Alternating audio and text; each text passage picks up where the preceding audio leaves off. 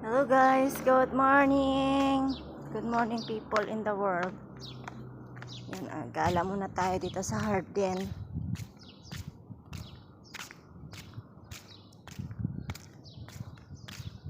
Ang init na guys. Ayun, meron kaming maliit na swimming pool. Ayan. So, ito nga pala yung dates. Bougainvillea.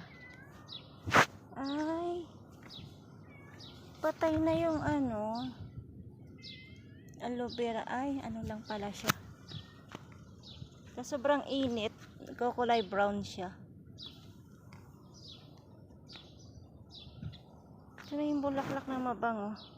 Ay, bakit ka sumusunod sa akin? Ang cute ng pusa na to. Imported siya. Hindi ko alam kung sinong may-ari. Ayan. Nagkala dito sa amin. Sinusundan niya ako. Sama ka? Ayun. Ayun, may bunga na yung mga yung mga dates. Kung tawagin latamor. Ayun na, kulay green. Pagkahilaw green. Pagka yung malapit na siya pitasin, kulay yellow. Ayun yung pusa naming askal. Yun. Yung pusa kong askal. Ay, kumain ka ng ibon. Ayun, nagkita sila. Imported versus askal.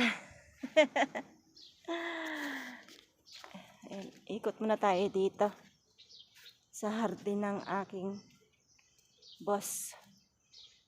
Ito guys, yung dates. Ayan. Basta sa Middle East, mostly talaga merong mga ganitong puno. Yan, dates. Ikot ko muna kayo sa asyenda. Ayan. Ayan siya. Diba? Ang sakit ng nito, panakatusok, masakit. Ayan, matulis. Para siyang dahon ng anahaw. Kaya lang ito maliliit. Ayun, tapos may kamatis kami. Kamatis. Ayun, yan. Di ko lang alam kung nabubuhay ito sa Pilipinas. Kailangan kasi nito init lamig.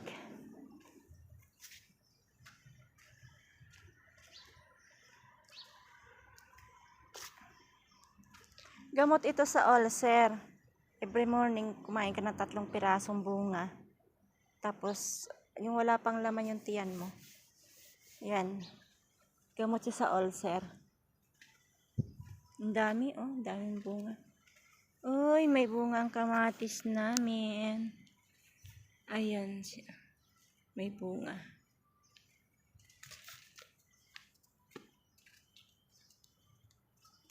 May talong. May talong din. Ayan. Ang init.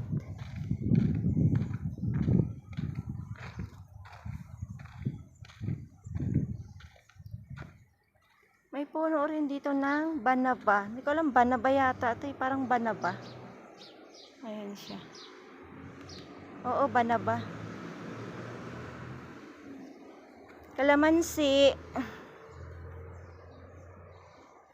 Ang daming kamatis, oh. Maraming tanim na kamatis.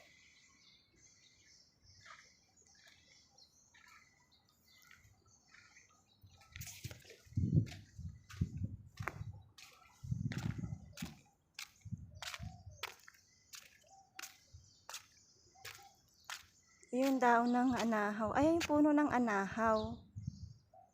Anahaw. Pambansang puno, anahaw. Tama po ba?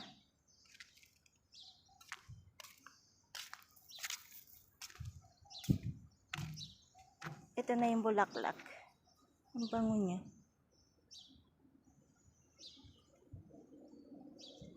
Bango.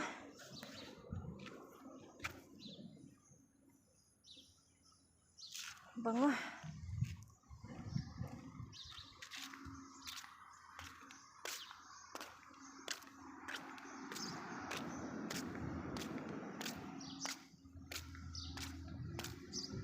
So, ayun guys. Medyo pinawisan na ako. Uwi na tayo. Ito, ang cute din ng halaman, no? Ang cute ng kanyang bulaklak.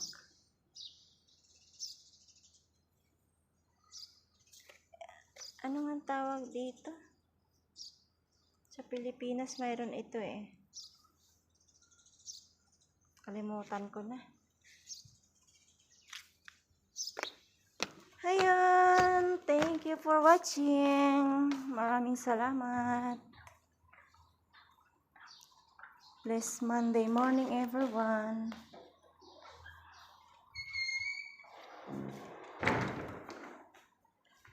Ayan. Pasok na tayo.